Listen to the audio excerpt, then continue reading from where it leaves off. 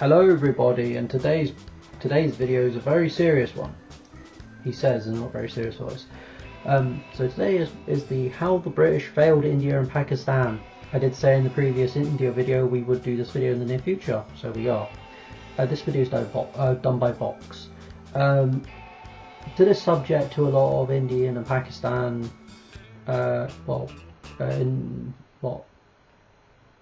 people is very important topic. It's one we're not really taught in the UK actually. We're taught about all the bad stuff the empire did elsewhere, but not really India or Pakistan.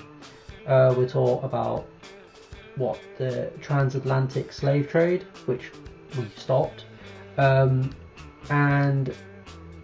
like we actually made others stop it, and really that's about it. Like perhaps World War I failures, World War II failures, where indigenous populations of other parts of the empire were sort of used as cannon fodder.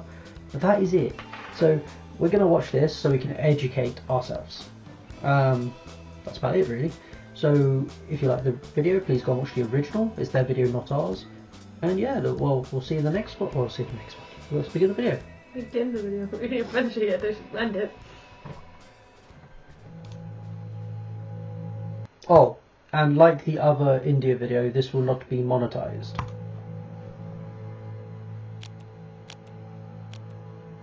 Every evening, a dramatic show takes place at the border between Pakistan and India. It's an over-the-top display of strength and nationalism from both sides. But while this showdown is mostly ceremonial, the animosity between these two nuclear-armed countries is very real. Yeah, as we've seen recently, like this video is about 6 years old, so they wouldn't be aware of what's happened. So it's quite bad. A lot of this bitter rivalry can be traced back to when Pakistan and India were still united under British rule. Back the British to Raj. this moment.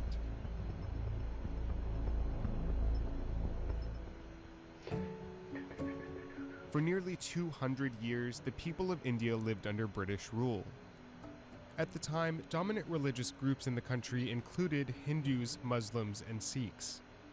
The British colonized this large nation through a policy of divide and rule that pitted these religious groups against each other. The strategy was that Indians would be busy fighting each other instead of British imperial rule. But after decades of violence and oppression by the It's how from what I've learned in other videos or history videos is we made alliances with specific warlords or princelets or kingdoms who would work with us, but we made deals with them that we would favour them above the others, and so we had our own sort of militia within the country, whereas the British, like people in control, could essentially disappear into the background. So it would be like, oh, we didn't do it. You know, it's what's the word when you clean your hand of responsibility. Does that make sense? Yeah, clean your responsibility. You don't take responsibility for your actions. They're like, oh no, we didn't do it. British, people found a reason to come together, a movement for independence. By Gandhi. The British responded with brutality and violence, but eventually the movement for independence led to a decision that would create a political rift between Hindus and Muslims. Britain passed the Government of India Act of 1935. It gave Indian provinces a new political structure while still under the authority of the British Crown. The act set up local governments with dedicated seats for representatives from religious groups, including Hindus who got general seats, along with Sikhs and Muslims or Mohammedan. Hindus and Muslims in particular had been at odds at other points in British India's history, but the act created even more division through assigned seats for religious groups. It was all part of the British divide and rule strategy. In the resulting elections, a Hindu majority party called the Indian National Congress was led by Jawaharlal Nehru. Another party, the All India Muslim League, was led by Muhammad Ali Jinnah. Nehru and Congress won over 700 legislative seats, while Jinnah and the Muslim League only won 106. The majority of Muslims voted for other smaller parties rather than aligning with a national political identity. Without majority representation in the new governments, Jinnah worried that the Muslim population was increasingly vulnerable to oppression by Hindu leadership. And his fears weren't entirely unfounded. Violence against Muslims had broken out in some parts of the country. Jinnah expressed his concerns in a speech to the Muslim League. So it tells me though that it's always been there. The British Empire just didn't help. No. Or the British Raj just didn't help. They just poured fuel onto the fire. Yeah, they weren't helping the fire. They were just making it worse. Yeah. Yeah, They're pouring gasoline onto the fire. yeah, like an outside force. We are now, therefore, very apprehensive and can trust nobody. This was a striking turn for a man who had once been an ambassador for Hindu-Muslim unity. Just 20 years earlier, Jinnah dismissed the concern that Muslims could become a minority in what might become a Hindu state, as a bogey put before you by your enemies to frighten you from cooperation with Hindus. But by 1945, especially after the defeat in elections, he shifted focus. Jinnah called for an independent nation of Pakistan, in which Muslims would be in the majority. He warned a united India meant slavery for Muslims. Muslims insisted on their demand for their own separate state and complete independence from the Hindu majority. This time, Muslims rallied around Jinnah's new focus on Pakistan and his call for direct action, where he asked for Muslims to strike and to show unity in their demand for an independent state. But a rally in Calcutta, which was home to both Hindus and Muslims, turned violent. That's horrible. Oh my gosh. Thousands Yeah, I'm gonna have to of people died in blur what was that. known as the Great Calcutta Killings of 1946. Oh my god.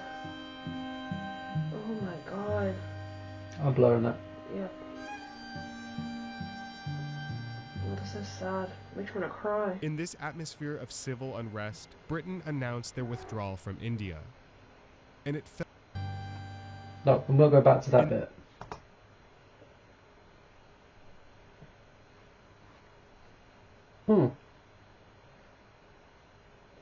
I'm just seeing all the other articles. Where is it?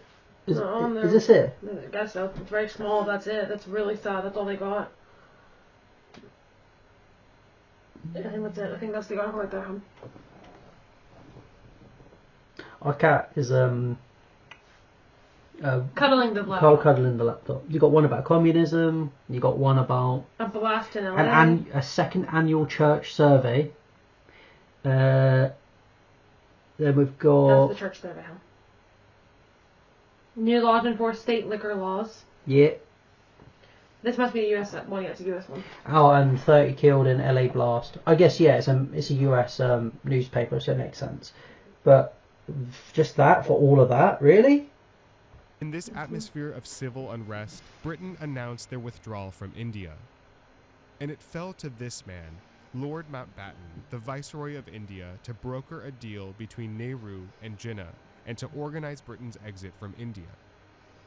It was at this moment that these men agreed to the partition of India along religious lines. Jinnah would get Pakistan, the new nation that he believed would protect Muslims from oppression.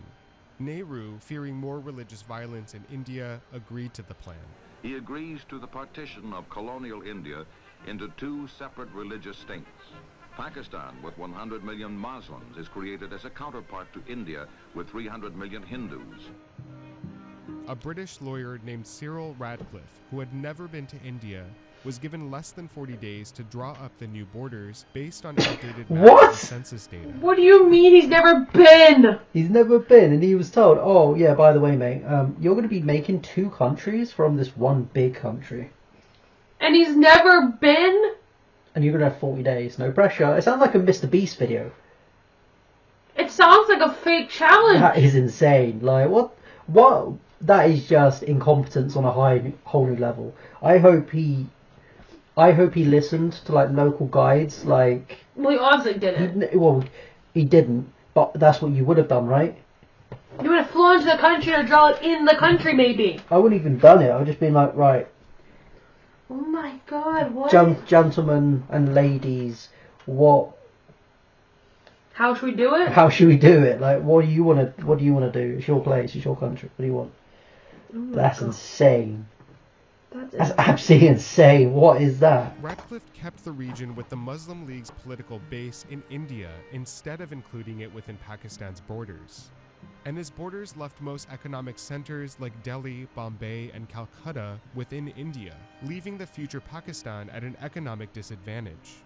To make matters worse, the British unexpectedly moved the date of their exit up by 10 months. They said it was important to get the two countries launched and on their way, because the longer you keep them hanging about, the greater the difficulties that arise. But behind the scenes, Britain had been battered in the Second World War and no longer had the resources to continue its control over India.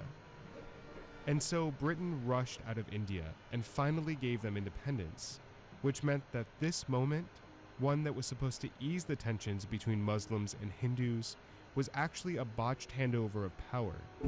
On this historic day, when India takes her place as a free and independent dominion in the British Commonwealth of Nations, I send you all my greetings and heartfelt wishes. That's why I fail, because they just rush out and then like actually make it easier. Led by Prime Minister Nehru, celebrated the independence of this great nation. Led by Muhammad Ali Jinnah, the new Dominion of Pakistan also celebrated its independence on August 15, 1947. So it's great that they got their independence. But they could have helped them help them ease into it. I don't think the problems have even started yet. No, probably not. It marked the origins of India and Pakistan with horrific bloodshed. There you The go. partition of India led to violent riots and mass migration along the newly created borders. Fearing religious persecution, many Muslims fled to Pakistan, while Hindus and Sikhs moved across the border to India, but many never made it to their destinations. In the train of murder and arson come the refugees. See, this right here is where British has stayed and helped them. If you're Muslim, go to your Muslim. If you're, Sikh or Hindu, go to India. They should have been there to help that. See, that's the problem. They weren't. Their attention wasn't there Yeah. because of the war. But if it was, then maybe it would have been a lot less hard on these people. Sadly, their attention wasn't on. No, Yeah. it's awful. It was focused on Japan and Germany. Yeah. Because remember back then, the UK was taking on Japan and Germany for a long time on its own. Yeah. Maybe it's not Japan, sorry, Germany though. Germany for sure. Mhm.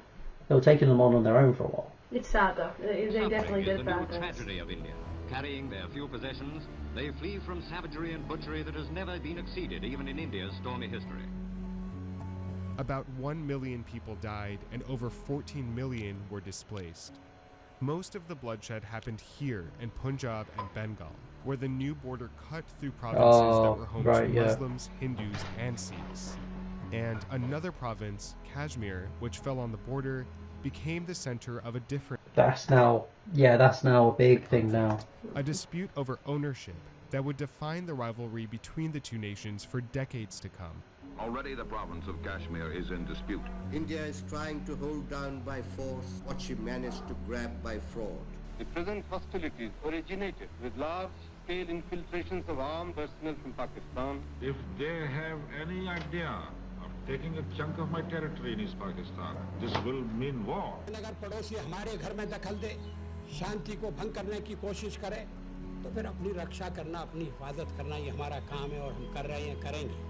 Indians have gunned down a plane which had no capability of doing anything in self-defense. It's a barbaric act. This is an area that will return the damage done by terrorists with interest. क्या हमें इस वक्त सोचना नहीं चाहिए कि ये अगर यहाँ से एस्केलेट होती है तो ये किधर जाएगी? The rivalry between India and Pakistan has persisted for over 70 years. But it's important to remember where it all began.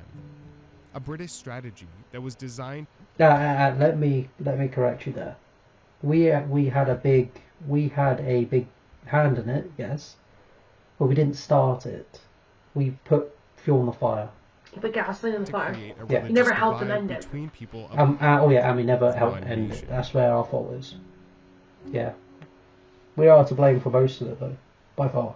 So this was an incredibly complex story for us to try and cover in 9 minutes. The animosity between Hindus and Muslims actually predates the British Empire. But for this story, we really wanted to cover how religious divisions became politically defined under British rule. And also in this... It is undeniable, though, that... completely undeniable that, yes... You put fuel on the fire, you should have... 100%, You should never, like, put your hands where they were. No, exactly. It's very, very, Your job should have been to help alleviate the tensions, not worsen the tensions. No. That's the word I'm looking for. Yeah. But instead they literally just went, World War II's calling. Bye-bye. Yeah. Like, so this is the treaty that we've just spent weeks making with you. Bye. See you later. Yeah, they didn't care. It's horrible. Yeah, it's not right. It isn't right. And now we're feeling the effects of it now with India and Pakistan. I don't know at this point in the recording. I think they've calmed down now, or a little bit. I guess I don't know. I haven't really been paying attention to the news because the news is depressing. But yeah, this was one of the biggest failures of the British Empire by far. Yeah, this video is not monetized. We'll carry on to the end. This video, I mentioned Kashmir as being a major point of conflict that came out of the partition of India.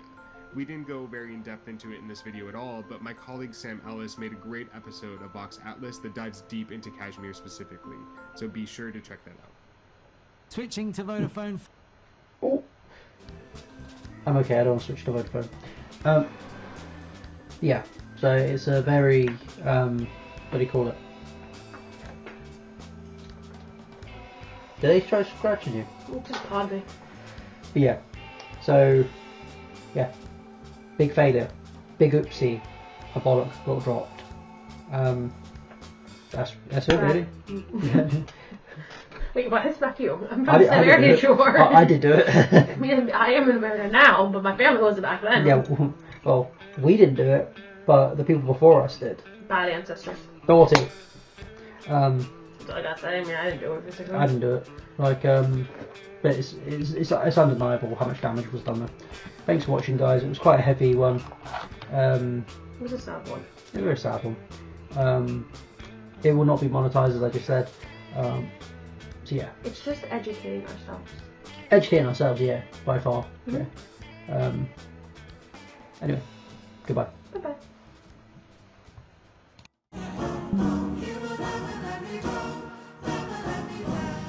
Let's go. Time to grind, get inside your mind. Yeah, we working overtime. That's the only way to climb. We gon' make it in our prime. Signing on the dotted line, cashing checks left and right. That's the way I'm living life. I feel alive when I got a goal in sight. Chip away, I got